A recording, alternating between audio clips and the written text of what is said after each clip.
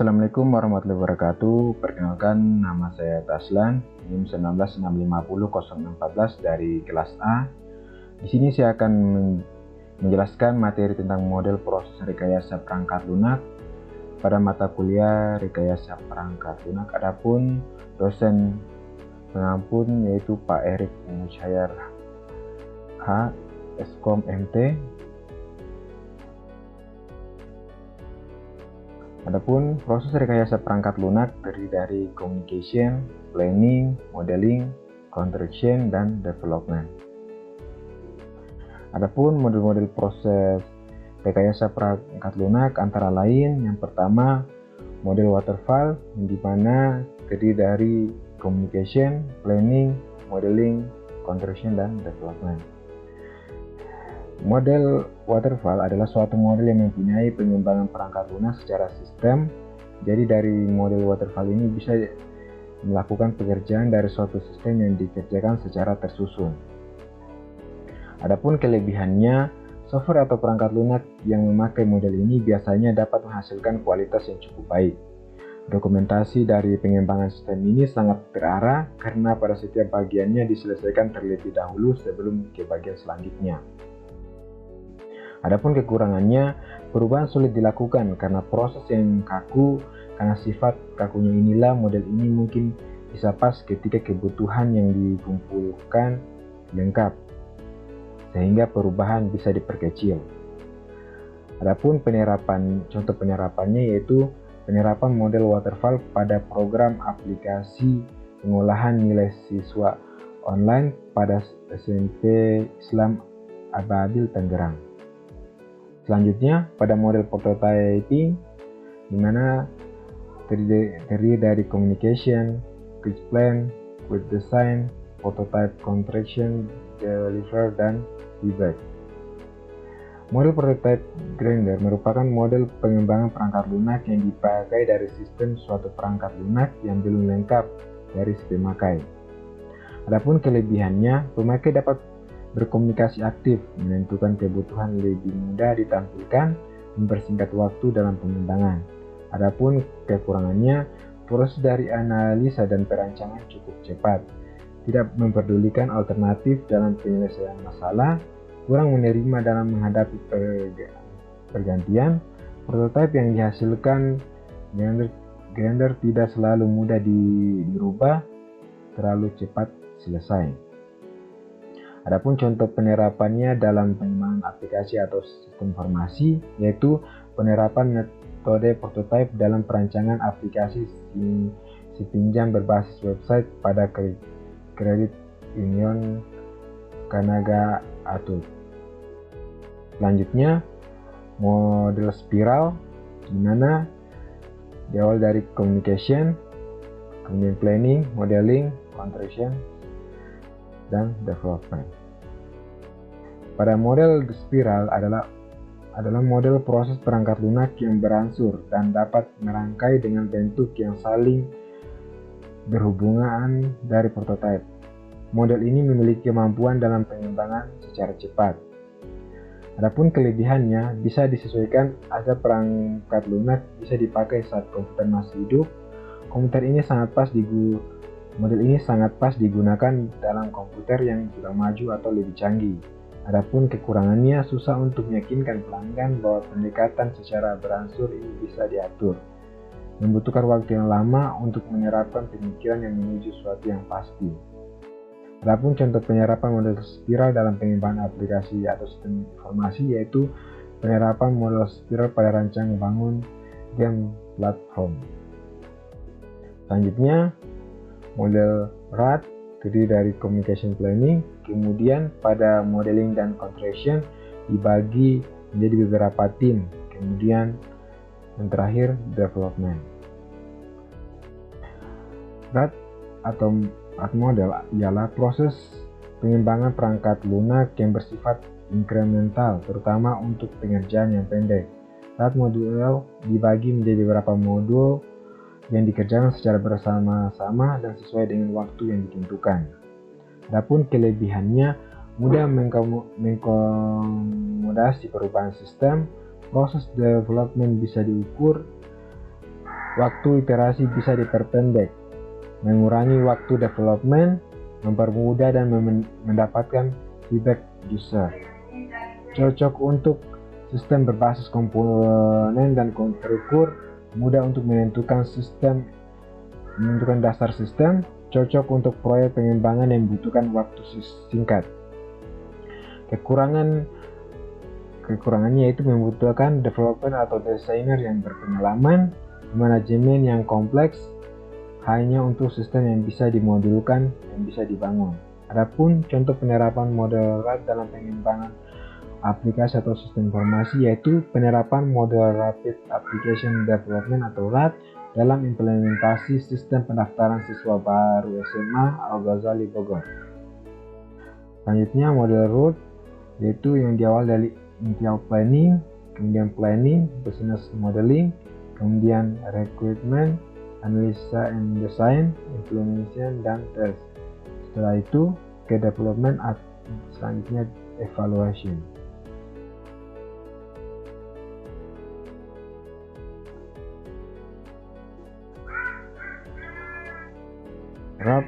RUD menyediakan suatu pendekatan untuk menangani pekerjaan dan tanggung jawab dalam pengembangan.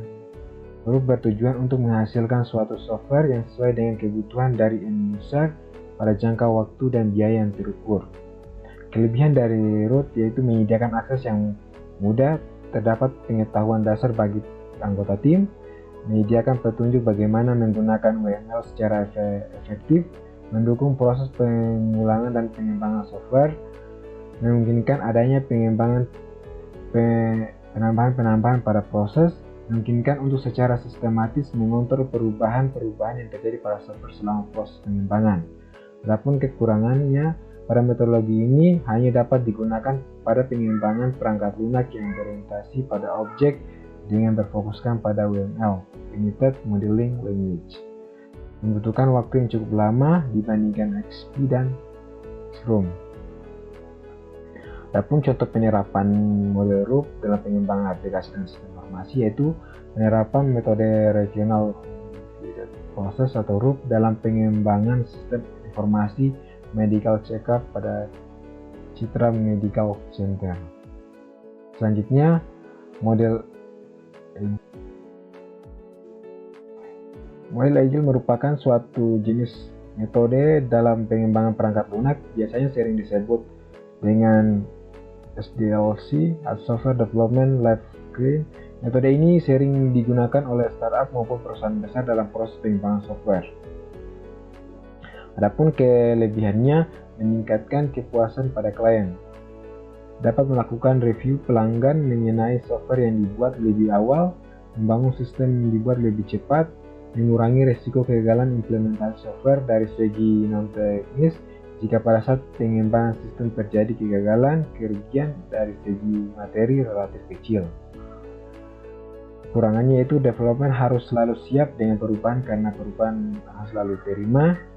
Agile tidak akan berjalan dengan baik jika komitmen tim kurang, tidak cocok dalam skala tim yang besar, lebih dari 20 orang. Perkiraan waktu rilis dan harga perangkat lunak sulit ditentukan. Adapun contoh penerapan model Agile dalam pengembangan aplikasi atau sistem informasi yaitu implementasi Agile Method pada sistem informasi penjualan alat olahraga berbasis web. Selanjutnya, metode Scrum adalah framework untuk manajemen pengembangan software dengan karakteristik cekatan dan bersifat iteratif dan inkremental. Scrum mendefinisikan dirinya fleksibel, strategis pengembangan menyeluruh di mana seluruh tim bekerja sebagai suatu unit dalam mencapai sebuah goal yang sama. Kelebihannya yaitu keperluan berubah dengan cepat, tim berukuran kecil sehingga komunikasi lancar, biaya berkurang dan memperdayakan suatu sama lain. Pekerjaan yang terbagi-bagi sehingga menghemat waktu, dokumentasi dan pengujian terus dilakukan setelah software dibangun. Proses Scrum mampu menyatakan bahwa produk selesai saat diperlukan. Adapun kekurangannya, development harus selalu siap dengan perubahan karena setiap perubahan harus selalu diterima. Adapun contoh penerapan model Extreme dalam pengembangan aplikasi atau informasi yaitu implementasi metode Room pada pengembangan aplikasi delivery order berbasis website, mana studi kasusnya pada rumah makan Lombok Hijau Semarang. Selanjutnya, metode DevOps, itu terdiri dari plan, code, build, test, package, release, operating, dan monitor. DevOps adalah seperangkat prosedur yang merupakan kombinasi antara proses pengembangan development dan operasi operation. DevOps juga dapat diartikan sebagai studi konseptual tentang pengembangan dan pengiriman perangkat lunak dalam infrastruktur dengan mengambil suatu pendekatan kolaboratif dari integratif antara pengembangan developer dan operasi perangkat lunak operation. Adapun kelebihannya yaitu siklus pengembangan yang lebih pendek, meningkatkan kualitas dan fleksibilitas, biaya yang lebih efisien, kontrol risiko dan pemulihan yang lebih baik, dapat meningkatkan praktik keamanan. Adapun kekurangannya, penerapan metode DevOps harus merubah kebiasaan atau kebudayaan dalam pengembangan proyek, yang membutuhkan software engineering yang ahli, yang memerlukan kolaborasi yang kuat. Adapun penerapan model DevOps dalam pengembangan aplikasi atau sistem informasi yaitu implementasi DevOps pada pengembangan aplikasi dan screen COVID-19. Selanjutnya, model Extreme Programming terdiri dari planning, design, coding, testing, dan software increment. Extreme Programming adalah metodologi pengembangan perangkat lunak untuk meningkatkan kualitas perangkat lunak dan responsif terhadap perubahan kebutuhan pelanggan. Adapun kelebihannya, meningkatkan kepuasan pada klien, pembangunan sistem dibuat lebih cepat, menjalin komunikasi yang baik dalam klien, meningkatkan komunikasi dan sifat saling menghargai antara developer. Kelemahannya yaitu cerita yang menunjukkan requirement dari pelanggan kemungkinan besar tidak lengkap, sehingga development harus selalu siap dengan perubahan karena perubahannya akan selalu diterima. Tidak bias menggunakan kode yang detail di awal, prinsip simplicity, dan juga dianjurkan untuk melakukan apa yang diperlukan bukan hari itu juga. XP atau Extreme Programming memiliki dokumentasi formal yang dibuat selama pengembangan. Salah satu dokumentasi adalah dokumentasi awal yang dilakukan oleh user. Adapun contoh penerapan model Extreme Programming dalam pengembangan aplikasi sistem informasi yaitu penerapan Extreme Programming pada sistem informasi penjualan pakaian berbasis web, di mana studi kasus yaitu toko ST Jaya. Sekian dari saya, lebih dan kurangnya mohon dimaafkan. Saya akhiri, wabillahi taufiq wal hidayah. Wassalamualaikum warahmatullahi wabarakatuh.